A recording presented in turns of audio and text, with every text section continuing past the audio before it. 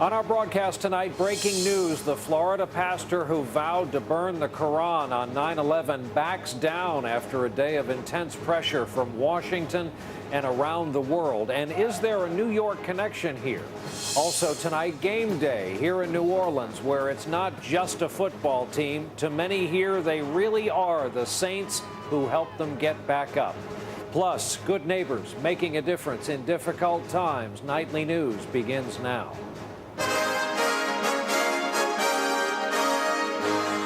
This is NBC Nightly News with Brian Williams.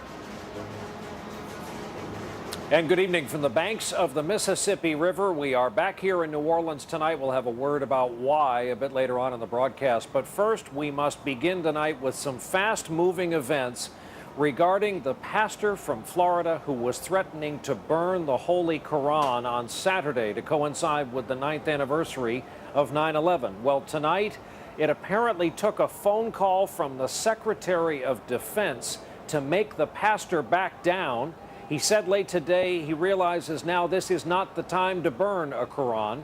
And while initially this was reported to be part of a deal that would also include moving the location of that controversial planned Islamic community center near Ground Zero in Lower Manhattan in New York, well, that part of this is being denied tonight. We'll sort this all out. We have it covered beginning in Florida, where the announcement was made this afternoon. We want to begin with NBC's Kerry Sanders, who's been covering this story in Gainesville, Florida. Kerry, what can you tell us? Well, good evening, Brian. Yes, NBC News has confirmed that Secretary of Defense Robert Gates late this afternoon phoned the pastor, Pastor Jones. Then a short time later, Pastor Jones came out here with all the world's eyes looking at this field in rural Florida. They heard the pastor announce that he no longer plans to build a bonfire with more than 200 Qurans. Pastor Terry Jones says he no longer plans to burn the Quran. We have been in very much thought and prayer over this whole period. A lot of times we were asked, what would it take to call this thing off?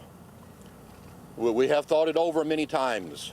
The pastor now says burning the Quran was directly linked to plans to build an Islamic cultural center and mosque in Lower Manhattan near Ground Zero. If they were willing to either cancel the mosque at the Ground Zero location, or if they were willing to move that location, if they were willing to move it away from that location, we would consider that a sign from God. Flanked by an imam from Central Florida, Jones claims Imam Faisal Abdurrauf in New York has agreed the two sides should accommodate each other. The imam has agreed to move the mosque. We have agreed to cancel our event on Saturday. Imam Muhammad Musri, who has been negotiating an end to this for days, was less definitive.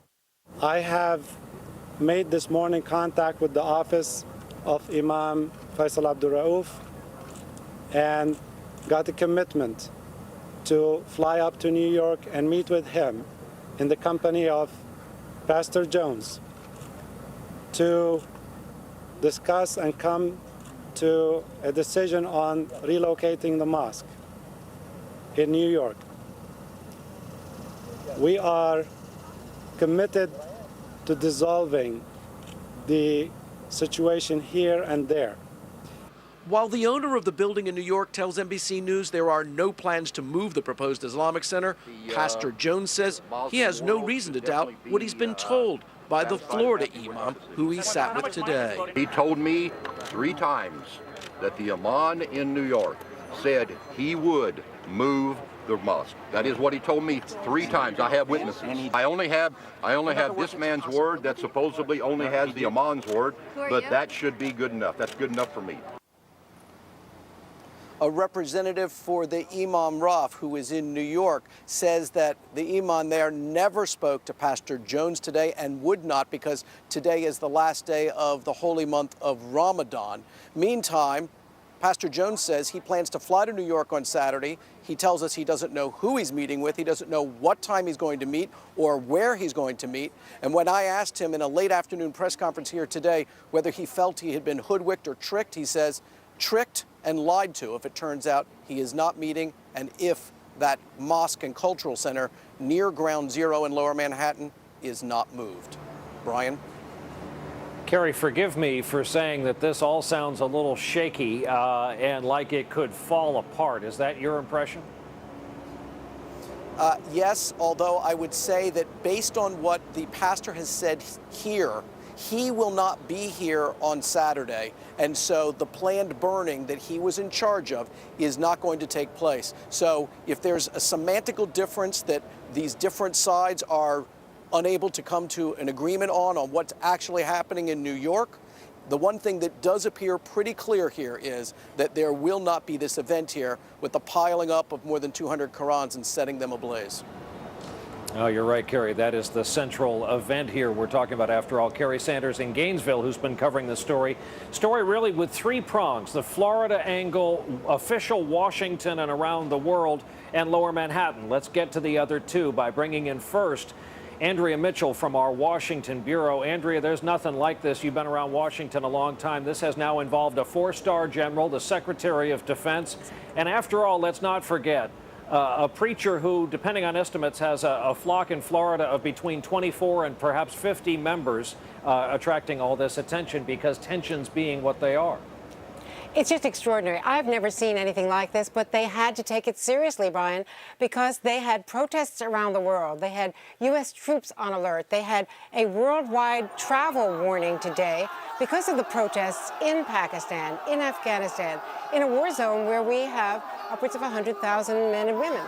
So with all of that on the line and with all of the progress that they had hoped to make toward the Muslim world, the initiatives from the president to the State Department to everything that David Petraeus is trying to do in Afghanistan and before that in Iraq, they had to take it seriously. And the decision was made very early today from my conversations with people that the White House would not reach out, that the State Department would not reach out, that they would have the Pentagon reach out. And it went to Robert Gates, the Secretary of Defense, because he could clearly call the imam and put it to him that men and women in uniform were in danger. And that was the key fact. And that decision certainly lent this a different kind of weight. Let's go to Mike Taibbi in Lower Manhattan. Mike, again, just trying to sort this out. Is it possible, we had two prongs of this that weren't talking to each other. Is it possible a deal was cut in Florida involving a promise to move the controversial planned location of that Islamic center that is to contain a mosque without checking or getting the approval of the folks in New York? Well, Brian, apparently, and I'm thinking back to that famous movie line, what we have here is a failure to communicate. From the New York end of this, there were no negotiations and there is no deal. That both from the owner of the building and more importantly from Imam Rauf, who's the imam behind the planned cultural center and mosque. He released a statement just briefly a short time ago saying, and this is a direct quote, "I'm glad that Pastor Jones has decided not to burn any Qurans. However, I've not spoken to Pastor Jones or with Imam Mujri," that's the Central Florida imam, "and I'm surprised by their statements. We are not going to toy with our religion, nor are we going to barter. We are here to extend our hands and to build peace and harmony." An absolute denial that there have been any conversations at all. But, as Kerry said, and has been pointed out, if the Qurans aren't burned, that's the central point of today's developments. That's right. We'll keep returning on and dwelling on that point, at least, that the Saturday event will not happen, apparently, and as of now. This story will continue on into tomorrow. For tonight, our thanks to our correspondents covering our lead story, changing story tonight. Now to some movement in the case of those three American hikers who have been in a Tehran prison for more than a year. We've covered it on this broadcast today. The Iranian government said this Saturday one hiker will be freed in honor of the end of Ramadan. An Iranian diplomat earlier said it would be Sarah Shord, who, with her two male traveling companions, was accused of spying when they were arrested near the Iranian border. Now, back here in this country, Texas Governor Rick Perry has issued a disaster declaration for 40 separate counties in Texas battered by Tropical Storm Hermine. And this was a rare sight last night in the U.S. metropolitan area. 4 tornadoes in and around Dallas, Texas. All of them spawned by this same vicious storm system.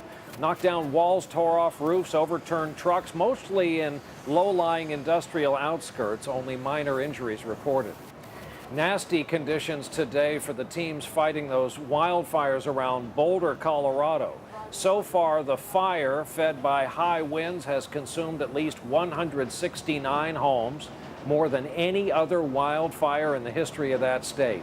Possibility of wind gusts up to 60 miles an hour have made it too dangerous to allow folks to go back home. And now to what brings us back here tonight to this city that has come to mean so much to us. It is hard to find anyone here in New Orleans tonight who isn't wearing some form of the Saints logo. Even a few local news anchors had game jerseys on this morning under their usual on-air blazers. The Saints are just one NFL team, it's true, but they mean the world to this town. Playing tonight in the Superdome, their first game as defending Super Bowl champions when they meet the Vikings tonight here on NBC. Our report on what the Saints have done to and for this city from Janet Shamlian, who's down near the Superdome. Janet, good evening. Brian, good evening. If it is possible to close up shop in an American city, that is the feel here in New Orleans tonight. Just about everything has come to a standstill in anticipation of this game and this team that has really come to represent the city's own hard-fought recovery. Even in a city known for great parties, the frenzy of this day in New Orleans was unprecedented. That's the breakfast of champions right there. That time-honored football tradition, tailgating, started at sunrise. There were some people already here with the grill going at 5:30 this morning I got here. This is what New Orleans does. How y'all doing today? City Hall shut its doors and schools closed early, all blamed on a fast-spreading football fever. Tonight's game, the NFL season opener, puts New Orleans back on a national stage. And not for a storm or an oil spill or any other tragedy. Everybody's excited. It's Saints Mania. After a Super Bowl win that gave this city an emotional boost, now comes another fresh start in the Superdome, representing so much of what New Orleans has been through. This is fantastic. This is incredible. A lifelong Saints fan, Sal Sunseri lost his home to Katrina and watched his oyster business crumble after the oil spill, but never once considered parting with his season tickets. It's about the happiness. It's about where we've come, from that point to now. I think we're over the hump with the Katrina story. For the love of black and gold, bragging rights belong to the Saints as they begin a new march towards Super Bowl dreams and another step in the city's recovery. And talk about an economic shot in the arm. The hotels here are booked solid, and Saints merchandise stores that have them, if they have any left, have lines out the door. Brian? Janet Shamlian in the thick of it tonight in New Orleans. Might just run into you in the crowd down there at the Superdome tonight. Janet, thanks. When our broadcast continues on this day of dramatic developments over those threats to burn the Quran, the inspiring story of one community where people of different faiths have reached out, come together to help each other. And later, the kids' photos that are making a difference by telling a whole new story of this city of New Orleans after Katrina. We are back, and in light of so many of the stories we've been covering in the news lately, the fracas over the Muslim Community Center in New York, the fracas over the threatened burning of the Quran in Florida now subsided. Tonight we have a story about a different kind of community and a different kind of relationship. Our report tonight from NBC's Ron Mott in suburban Memphis. Last night's call to prayer outside Memphis was answered by the Muslim faithful as usual. Shoes removed, rugs laid, all bowed east toward Mecca, singing Allah's praises. But what makes this year's Ramadan different is where they're worshiping, a Christian church called Heart Song, a sort of welcome to the neighborhood gift while a new mosque is built nearby. You can see people actually throw coins in it. Pastor Steve Stone instructed his members how to respond to naysayers. They ask you, why in the world are you doing that? Get a real puzzled look on your face and say, we're loving our neighbors. Neighbors ever since the Memphis Islamic Center bought 31 acres in the heart of the Bible Belt. Unlike other parts of the country, there have been no signs of protest. And when these doors open in the next few weeks, Muslim leaders say they hope the folks down the street they now call their Christian brothers and sisters will feel at home here as much as those who practice Islam. Hello, we're glad you're here. It's a feeling churchgoers like Suzanne Knight wanted to share during the holiest month of the Islamic calendar. I think I will grow personally in learning to know about their culture and respecting the fact that they embrace a faith, even if it's not the faith that I embrace. You see people for people and not what they may believe. Partsong's Muslim guests say it was more than just a place to kneel in prayer. We've broken down a lot of stereotypes, broken down a lot of questions that people had about each other's faith. Thank you for showing the spirit of God's love. With Ramadan ending, these Muslims thank their host, promising an even stronger relationship in the future. Together as two faith-based communities, I think we can definitely live and hopefully show America and just an example of living together peacefully. One nation, two faiths under God and the same roof. Ron Mott, NBC News, Cordova, Tennessee. And when we come back here tonight, why so many grandparents these days are being forced into a role from their past. New numbers are just out showing more children are being raised by their grandparents these days. Researchers at the Pew Center analyzed census data and found that almost 3 million American children were being raised by a grandparent in 2008. That's up 16% from back in 2000. Analysts said there are a lot of reasons for it, including single parents being financially overwhelmed in this economy, high divorce rates, and long military deployments. Two more trends in the news tonight. First, the eventual death of the paper version of the New York Times.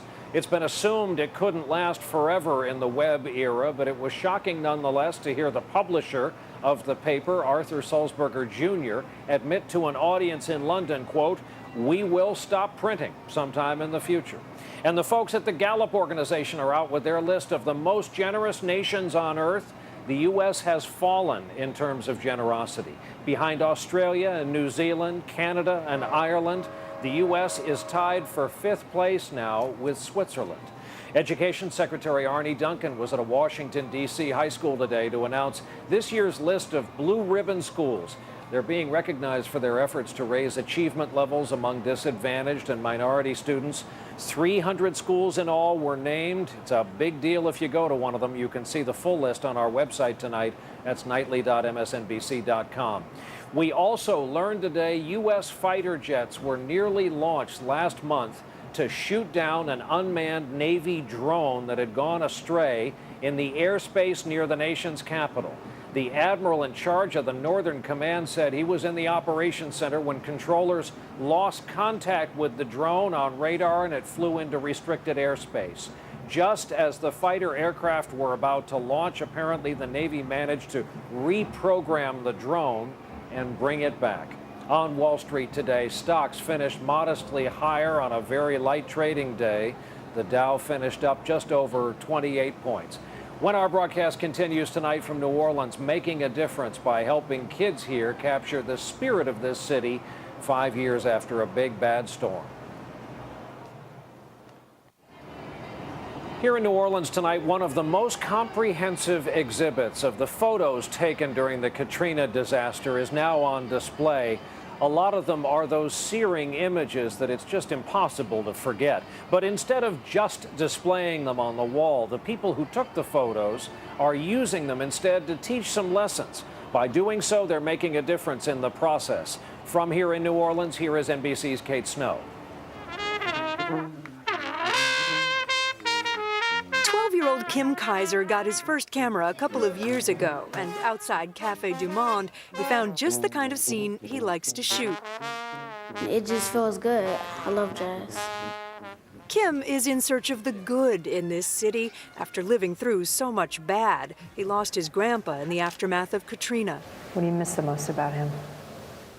I miss the way that I used to run up to him and kneel on his knees and give me a hug. All these pictures that you see here are well thought out, well composed. Johnny Hansen organized a workshop for young people to coincide with the new display of Katrina photos at New Orleans' Ogden Museum. After a private viewing, the kids would have their turn. We want you guys to go out today against the backdrop of where we were 5 years ago and tell us where we are now. You framed it and... Yeah. Photojournalists coached the kids on how to capture just the right frame. So what's your impression of this? Lonely. This is cool. Let's hang for a while. 20-year-old Caitlin Sullivan lost 2 friends to suicide after Katrina, but now she sees beauty in the distinctly New Orleans tradition of a musical funeral procession.